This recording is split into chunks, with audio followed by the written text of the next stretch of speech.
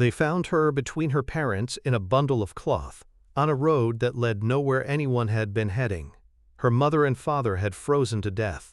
They were strangers to this country, people passing through, not people who belonged to anything the mountain knew how to account for.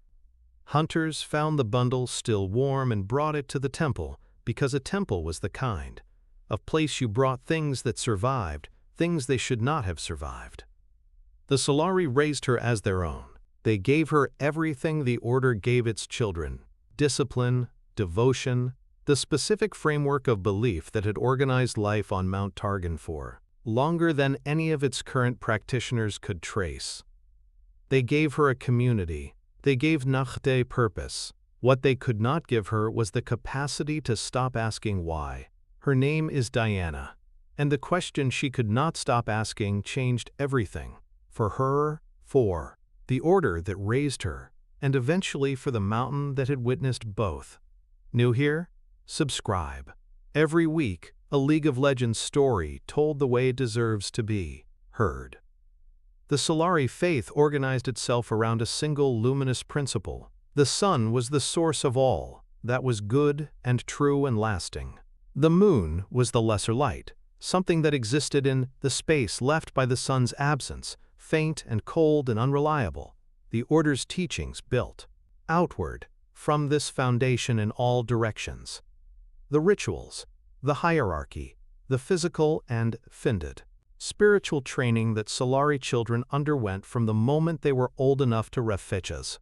Begin it, everything connected back to the same central axis. Diana accepted all of this. She was not a child who rejected what she was given. She was something more complicated and more difficult to manage. A child who genuinely wanted to understand it, not the surface of it. The inside.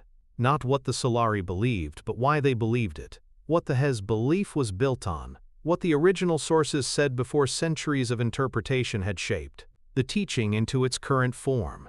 She read everything the library contained. She read it the way someone reads when they cannot stop, page after page in the pale light that fell through the windows after the lamps were extinguished, the moon's light sufficient for eyes that were accustomed to using whatever was available. She found contradictions.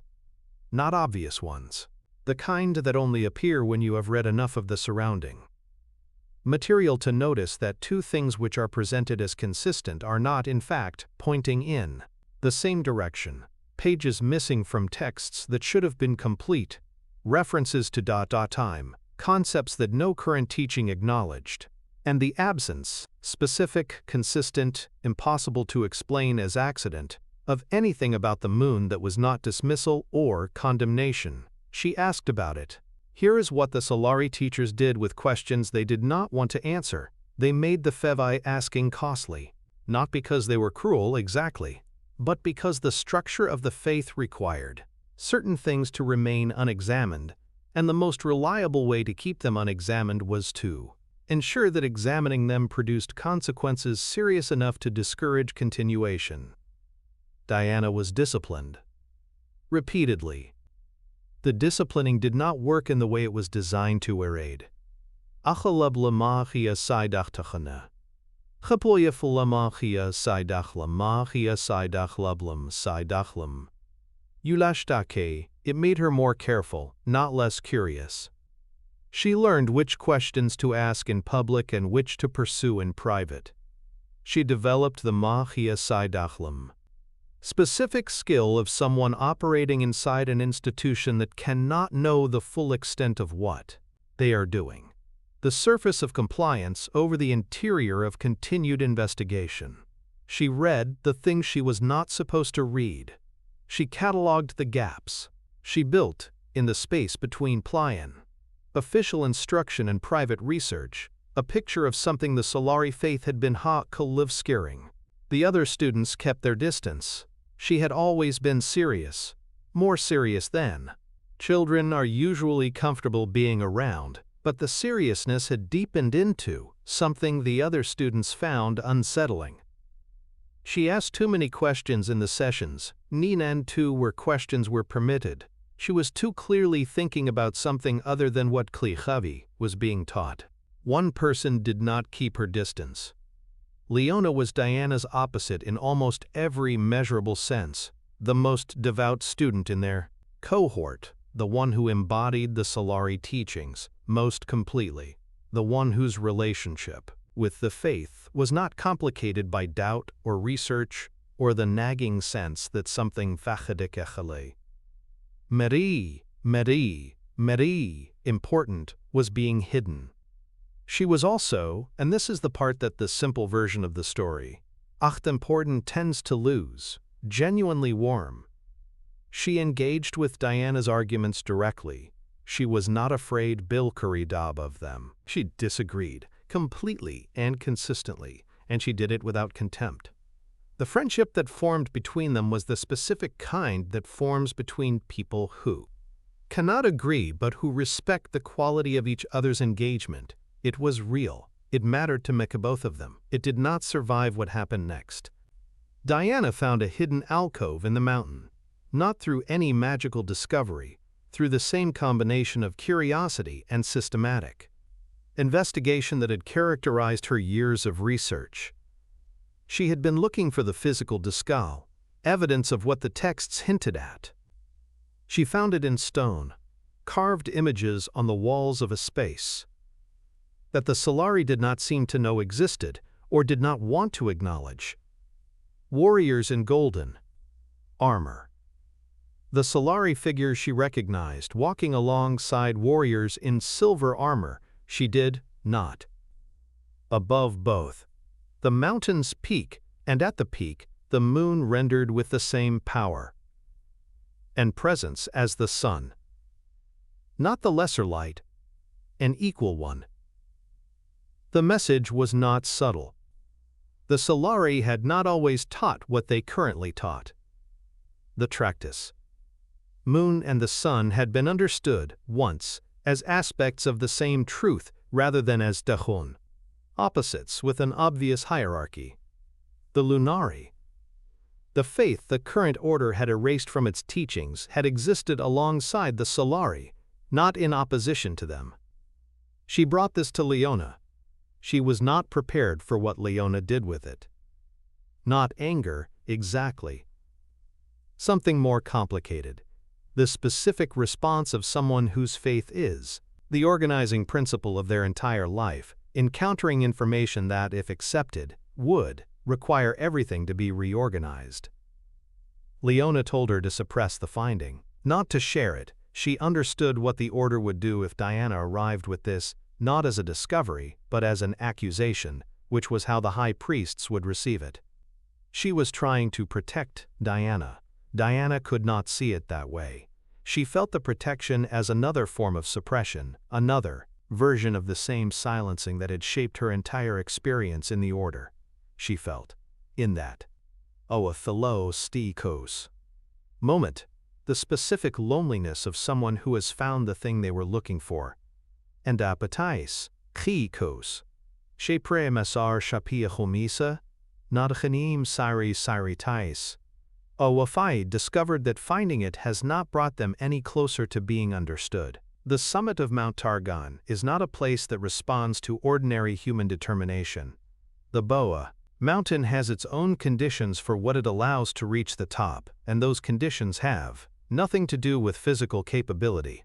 What it requires is something harder to name, a quality of my purpose, of urgency, of genuine confrontation with what you are and what you are reaching toward. Diana had this. She had been building it for years in the library and the hidden alcove and kos. Every disciplined conversation with Leona where she had argued for what she believed against. Someone who was genuinely trying to argue back. She climbed. The summit received her with the fullest moon she had ever seen. So full it seemed less like a hubris, celestial body, and more like a presence, something that had been waiting for exactly this arrival. Then the light came down. What the aspect of the moon does to the person it chooses is not something that has a neutral dot description. It is not simply empowerment. It is the introduction of a consciousness that is not yours into a space that was entirely yours, the sharing of a body and a mind with something. ancient and vast, and concerned with things that span timescales that individual human lives cannot meaningfully contemplate. Diana felt it as both invasion and recognition. The aspect did not fit neatly into her. It shared what it carried, fragments of a past that predated everything, the Via Mud. Solari had taught her visions of the Lunari faith in its original form, the specific weight of a Caria. Tradition that had been suppressed so thoroughly that she was perhaps the first person in Barao generations to feel its full presence. When the light receded, she was armored. A crescent blade had come into her hands. Her hair had gone silver. Leona was beside her, also armored, also transformed, the aspect of the sun having completed itself in the person who had always been its most devoted student. They stood on the same summit of the mountain that had always been between them, both changed, both carrying something larger than themselves. Diana wanted to believe this was the moment everything resolved. Leona made clear that the only thing she wanted was to return to the order. The disagreement that followed was the last honest form their friendship took. It ended in fire and moonlight and the specific violence of two people who have been changed into forces and forces entire, who have run out of words. Diana fled down the mountain, and the descent was also a kind of grief, not for herself, but for the version of the conversation she had wanted to have with Leona. That was now not going to happen. She returned to the temple, not calmly, with the specific urgency of someone who has finally received confirmation of comma. Everything they have been told is wrong to believe and cannot wait another hour to say so. She Alcibera pushed past the guards. She entered the chambers of the high priests. She told them what she had found. Their response confirmed everything she had feared and more than she had imagined. They did not engage with the evidence. They condemned the evidence and the person, presenting it in the same motion. Heretic, corrupter, agent of false gods. The condemnation landed in the part of her that had been carrying years of suppression and discipline, and loneliness, and the specific grief of a friendship that had just ended on the summit of the Shah mountain, and what was in that part caught fire. The aspect inside her responded to what she was feeling in the way that aspects respond to extremity. It amplified. Diana understood, in the moments that followed, what she was capable of. When the control failed, she understood it by watching what she left behind. She ran. She moves through the mountain now carrying two things that do not sit comfortably next to each other. The certainty that the Lunari and Solari were never meant to be enemies, that the suppression was a historical accident, a choice made by people who did not understand what they were, erasing, not a theological truth, and the knowledge of what she is capable of when the aspect happened twitch inside her and the grief inside her find the same direction at the same moment. She is trying to find a way toward the first thing that does not require the second thing. She is trying to understand what she is carrying well enough to carry it safely. She is trying to find well enough to carry it second. Find well enough to carry it second. Find well enough to carry it second. Hold the visions the aspect shared with her and reconstruct from them something that might be whole just more tereft, mighty carry it second. Hold up of aid, called a purpose. Not the purpose the Solari gave her.